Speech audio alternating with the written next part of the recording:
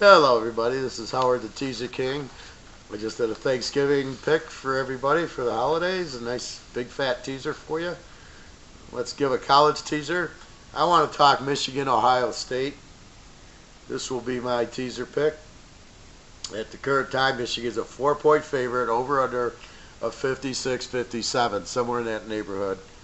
Let's go through the numbers real quickly.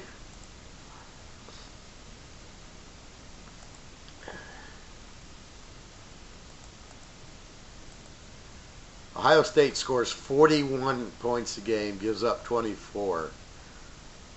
They pass for 360, run for 180, put up offense of 542. Michigan scores 36 a game, gives up 14. They throw for only 211, and they run for 219 for 430.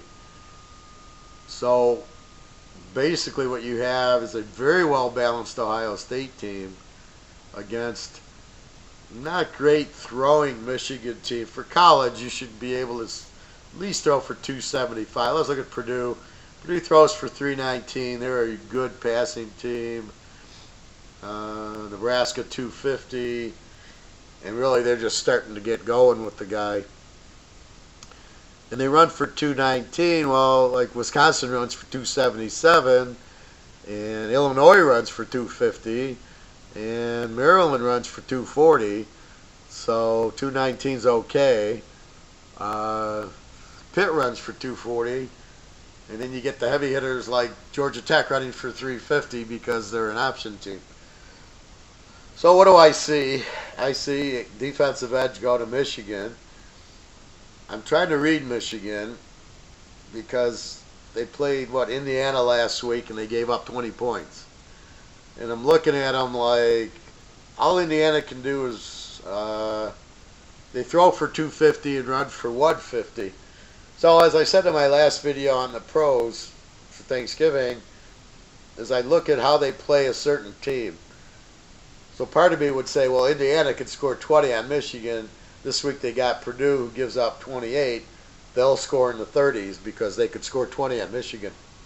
Michigan's standpoint, they gave up 20 to to me, a weak Indiana team. Their offense only scores 26 a game. So does Illinois, who's got no quarterback at all. They just are running the ball. So when I look at that, I think Ohio State will score more than the 20. I think they'll maybe I think they're capable because of the option and because they run the ball well, that you're really not going to hold them down. I look at the Michigan State game here. Michigan beat Michigan State 21-7. They held them to nothing offensively. Michigan State got nothing. Michigan State's defense held them to 21. Ohio State played Michigan State, and they won 26-6, but they got a fumble in the end zone for one touchdown, and then some weird safety when the center on purpose hiked the ball out of bounds on a punt. So they didn't really score 26. They probably scored 17, but against Michigan State's defense. So I know that Ohio State will score in the 20s if they can do that against Michigan State. And I watched that Michigan State both games very carefully. So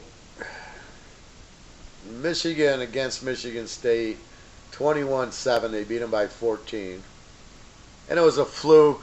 Michigan State got like a turnover at the Michigan 5 and scored. They didn't really drive the ball all day. Now the quarterback was injured. Their defense against the run is very difficult, but you can, as you saw from Utah State, they could throw on them. Well, how do I measure this game? The history. Since 1969, and I'm very proud of this fact because this is one of the first trends I stumbled upon when I was growing up. I don't remember the 69 game, but I do remember the games in the 71, 72, the 10-10 tie with Denny Franklin. And I tracked the 70s, 80s, and 90s, and the underdog covered in a teaser every time. And even when Ohio State was really good the last 10 years, and Michigan had shoeless Joe Jackson as quarterback, and a Gardner as quarterback, and the teams were terrible, they still played 1-point games. I mean, Michigan still made the game competitive, even though they couldn't beat a high school team. They couldn't win a game in the Big Ten under Rodriguez. They still made the Ohio State game close. So I got a 4. Maybe if I'm lucky, I'll get a 4.5. I don't know how to go over/under on the game. I locked 2 years ago. I locked the under in the game, and it was gold. It was Michigan should have won 17-0. It was the game that went to overtime, and in the overtime they scored 4 touchdowns. So I lose the under on this incredibly bad luck that that Ohio State missed a bunch of field goals. Michigan throws a pick 6 to let Ohio State back into the game, and Michigan fumbles at the 2. I mean, anything happens and the game doesn't go to overtime. There's no way they're getting near 50. I don't see that this year. Ohio State's defense gives up 25. Michigan should score on them. Ohio State, again, if I look at the Michigan State game, I think the score is going to be in the 20s. I don't think you're going to see a 40-point game here. I think Ohio State, there's no way you're stopping them under 20. And that means Michigan's got to score in the 30s. And I know Ohio State's defense was a little suspect against Maryland and against certain teams. But I do know they scored a hell of a lot of points on TCU, who at that time had a very, very strong defense. So I'm looking, I figure Michigan, their 13.5 is kind of deceiving. They played a lot of weak teams. Even SMU put up 20 on them. And yeah, they beat Wisconsin, who basically has got no offense. Wisconsin's a terrible matchup against Michigan because all they do is run the ball, and it's very hard to run on Michigan. You need a good quarterback. That's who usually beats Michigan, and usually a good run defense. So Wisconsin was banged up in the game. That doesn't count. Michigan State held them defensively, 21-7, but their quarterback was banged up. Penn State's quarterback played a half, so they beat Penn State 42-7, and they beat Michigan State 21-7, and then they beat somebody else 42-7 after Penn State. I don't remember. Was it Rutgers or somebody? They beat Rutgers 42-7. Yeah, it actually was Rutgers. But my point is, their defense is good. They blitz. But I don't know that they're a 7-point defense when I see Indiana putting up 20 points. I see SMU putting up 20. I see Notre Dame with the backup quarterback putting up 24. On the road, they're not the same team as at home. Ohio State, I mean, good luck stopping Urban Meyer's offense. And the biggest key is Ohio State knows they're the underdog. And believe me, I tried looking it up. I go back to 2011 in my stats. Actually, I go back to 2009. Here's Ohio State as a home dog, 2-0. Twice they've been a home dog. 14 times they've been a road dog. 13-1 is a road dog. That includes that win over Alabama when they won the title a few years ago. Ohio State's 15-1 as a dog since 2009. They're not good. They're not dogs often, and when they are, you bet the farm on them. Twice they were home dogs, which I still can't believe. I mean, if I go back to 2015, Ohio State's 1-0 as a dog. I mean, it's just not dogs, especially home dogs. But when I look at Michigan, they're 11-7 as a road favorite. Since 2017, Michigan is 6-3 as a road favorite. Ohio State hasn't been a dog in 17 and 16. Ohio State, again, hasn't been a dog. Michigan, as a road favorite, is 7-6 as a road favorite, 9-4 against. So the bottom line is Michigan is not the strong road favorite. Michigan on the road has been weaker. Shea Patterson's made a difference. Well, let's go into the quarterback numbers. Quarterback numbers, Big Ten. Dwayne Haskins throws for 3,600 yards, 69% completion, 36 touchdowns, 7 interceptions. He's been sacked 13 times. Let's go to Shea Patterson. 65% completion, so Haskins is better there. 2,000 yards, 2,100, 197 a game, 18 touchdowns, 4 interceptions. So Haskins has him doubled, and he's been sacked 13 times for 100 yards and losses. So make what you will there. Let's see if there's any running backs. Let's see, any big running back. I look at the top 30 running backs in the country. Ohio State, J.K. Dobbins, 915 yards in 11 games, which is not good. It's 83 a game and not a big deal. Michigan has Higdon, I think. Yeah, Higdon has in 10 games 1,100 yards, so it's 110 yards a game. I think he's got 10 touchdowns, Higdon, and Dobbins has 8, but Dobbins shares times with the other kid from Michigan. I can't think of his name. He hasn't played enough. So there's 2 running backs there. So Ohio State will keep you off balance. Who's the better coach? I would say in the pros, Harbaugh. In college, Urban Meyer. Because Urban Meyer figured out if I have a running quarterback, I can get 10 blockers. Because then my running backs can block for him, and I have 10 blockers against basically 11 guys.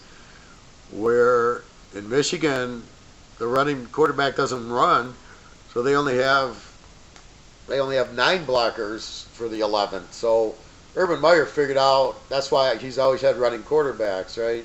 Tim Tebow, Alex Smith, and none of them are any good in the pros because they're running quarterbacks. The pros don't care about that. And now and then he had all the Ohio State guys. So this quarterback, for some reason, at Ohio State is not a running quarterback, and that's why he's having problems. He also has a defensive problem. Like Maryland ripped off these 75 and 80-yard runs. And what I'm worried about is this time, can he score on Michigan like he scored on Maryland? That's going to be harder to do, but I still think it's doable for Ohio State.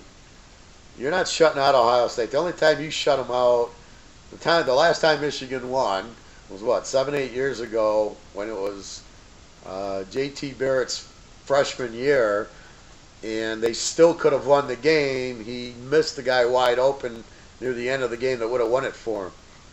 So now I've studied this series. I watch it every year pretty much, except for when I'm in Vegas. And then it's on at like 9 in the morning, and I'm too tired because I flew in on a Friday night, so I tend to miss this game. But I watched enough of them to know this is a dog bet. Even that year I locked the under and should have won it very, very easily, the dog covered. Michigan was the dog getting 6 or 7, and if I had Michigan in 12 or 13, I mean, it went into overtime, so the most they could lose by was 7. And I think that's what they lost by was 7. So I don't understand. I think Ohio State should be a 3-point favorite in this game. My line was, actually I had Michigan -3 was my line in the game. I make up my own lines. They're much more accurate than Vegas's because I'm actually putting the real line where Vegas is going, well, they should be going, how am I going to get even betting? But I'm finding they don't even do that. I saw so many over-unders and spreads change 5, 6 points. I mean, there was like Minnesota, Wisconsin was like 60, and the next day it was 54. And there's not that much money going on this line on all these over-unders. They kept moving. Northwestern Illinois moved 6, 7 point. Like, what the hell is going on here? So Vegas was very confused on how to set a line. They don't want equal betting. Here's Michigan State 27 over Rutgers. Who's going to bet this game? Nobody's touching Michigan State laying 27. They can't score 27 points. And then the over-under is 37. I've never seen a line where one team's 27 points over the other and the over-under is 37. What are you, insane? What kind of line is this? Nobody's betting this game. Oh, my God. And how could you bet Michigan State here? Anyway, I'm just trying to prove a point that they don't know what the line is. So, again, if you can get over 4.5, if you can get 4.5 or over, it's an Ohio State bet even if you get 3 because it's over a touchdown. But I think the line's 4, some places 4.5. Get to 10, 10.5 in Ohio State and bet it big. This is a very... Urban Meyer knows they're a dog. Every player on the Ohio State team knows they're dogs. And if you want to see a bunch of 5 stars that are pissed off, make Alabama a home dog. Yeah, and they'll win by 100, okay? If Georgia went into Alabama, well, they never play them, so I guess that can't happen. Let's say the Detroit Lions went to Alabama, and Detroit was favored by 4. Alabama would beat them by 50. You can't make them home dogs. You cannot make Ohio State a home dog. It doesn't work. In this series, when Michigan was the home dog, as bad as they were with Shoe Tops and with Gardner, they still never blew them. It was still 1-point games. I was shocked going, how the hell is this? Was Ohio State not killing them? And Michigan would still keep the game close. You cannot make Ohio State a home dog. I don't care. They could be playing the Cincinnati Bengals. I would take Ohio State. Take the points, Ohio State plus 10, 10.5, and bet it big, at least 11 units. Let me explain what a unit is. It doesn't necessarily, if you're a $100 unit player, it doesn't necessarily mean $1,100. It's all based on where your bankroll is, what you're betting on your bankroll, how the other games are, and what your financial situation is at the time. It just means if I give you a 7 unit, you bet it so much. A 9, bet it a little stronger. An 11, bet it a little stronger. What you're comfortable with. The goal is to make money. The goal is never to let one game beat you. So if you're a $100 player, you don't bet 1,100 on this game, even though it's an 11 unit bet. It just means bet it stronger. Because what I've learned in doing this for 40 years, you do not bet the same amount. If I bet 2 teasers, each for $500, I got to go 4-0 to win any money. And that ain't going to happen. I mean, with me it happens a little bit, but it ain't going to happen. You're not going to go 4-0. You're going to go 3-1. The 6 points helps you, but it's not every game's a winner. So therefore, if I bet 500 on this teaser and 500 on that teaser, I'll probably lose one of the teasers and break even or lose a little juice. So the key is to bet 1 for 500 and 1 for 300. As long as you win the 500, you lose the 3, you make $200. And that is my whole theory in a nutshell. Even though I could lose both games in the 300 and win both games, and somebody asked me, how'd you do in teasers? I could say I'm a winner. Now I could say, well, I won 2 games and lost 2 games, so I really went 50% in my picks. But I won because I won the $500 one and lost the $300 one, and that's the whole idea. So when I'm telling you bet this big, let's say you're betting another one, you know, I don't know, you pick 2 other games, you know, Kentucky and Florida, and you put them in a teaser. You don't love them, but you like Kentucky's playing Louisville, who's terrible, and Florida's playing Florida State, who's horrible. So, okay, I'll put those 2 together. But you don't love them. They're not home dogs like Ohio State. So you might play them for 7 units, which could be $75. So you play, let's say, well, let's keep it even. So you play Florida and Kentucky for 100. You play Ohio State with, I gave you New Orleans in the Pro one for 300. As long as Ohio State New Orleans wins and I win the 3, no matter what happens in the other, I'm a winner. And that's the goal. Be the winner and increase your bankroll. And the 500 bet on Ohio State New Orleans, or what did I say, 300? I don't know. I got cold medicine in me.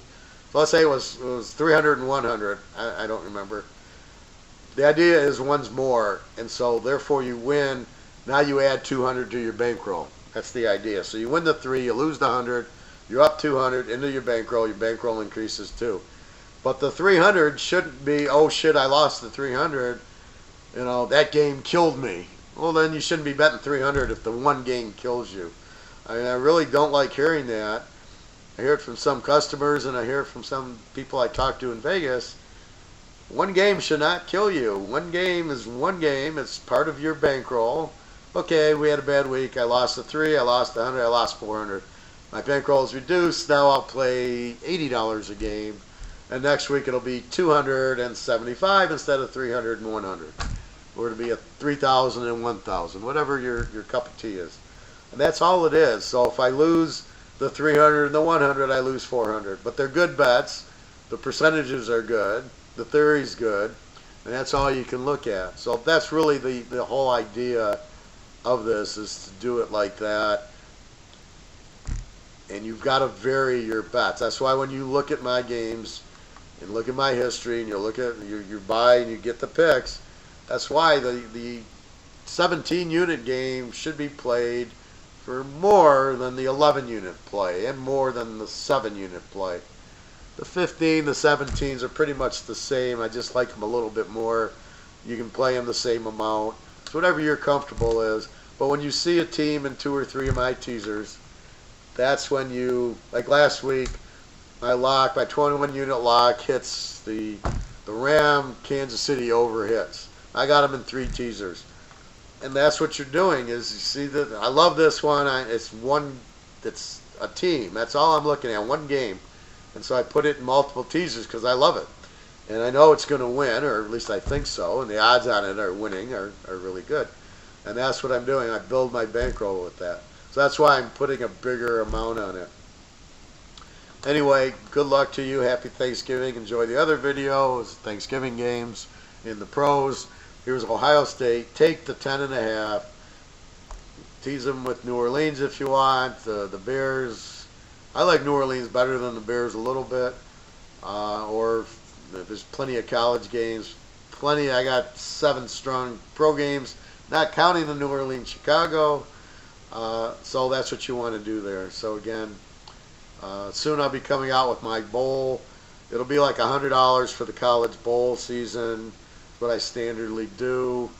Probably $250 if you want. Like once we get it done with college, it'll be like $250 for all the college bowls and all the pros through the Super Bowl.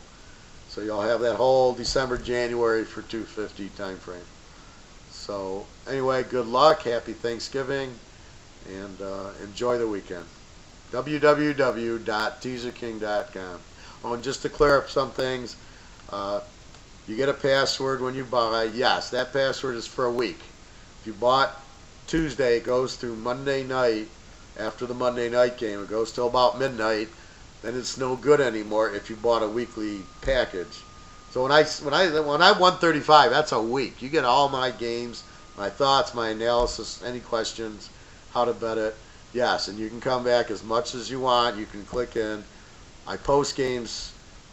The New Orleans Bears games posted already. I'm going to post a couple other games for tomorrow, and then I'm going to post probably tomorrow. I'm going to post most of the college, the Friday college that I like, and most of my pros, and then I'm always very interactive. So if I see a line go the way I want it to, and it goes from -3, now I'm getting, like in that San Diego Cleveland game, I'm gonna add that game. So I'm not gonna add a lot, but I'm gonna add that game. So I might add 1 or 2 on Sunday for the pros. I might add 1 or 2 Saturday afternoon if there's a night game and I played it with an early game and it lost, and I still love the night game. I'm going to add that night game maybe with the pro team Saturday afternoon. I'm not trying to do too many changes because I don't want to tie people up too much. But normally by Friday night on a normal week, you have most of 90% of my picks in. And then if you see a line change, then maybe check with me that, hey, did you add that pick? But since it's Thanksgiving this week, My Thursday tonight, all my Thursday action will be up, and whatever's being played Friday, and then tomorrow, by tomorrow night, all my college and most of my pros will be up. Um, don't know about a lock. I've seen a lot of strong games, so I'll probably have a lock, but I don't know. Again, I don't lock to lock. I lock because they're 95% trends, and I got a good feeling, and they need the game, and there's no injuries, and yada, yada, yada. So, all right, everybody, have a great Thanksgiving. www.teaserking.com.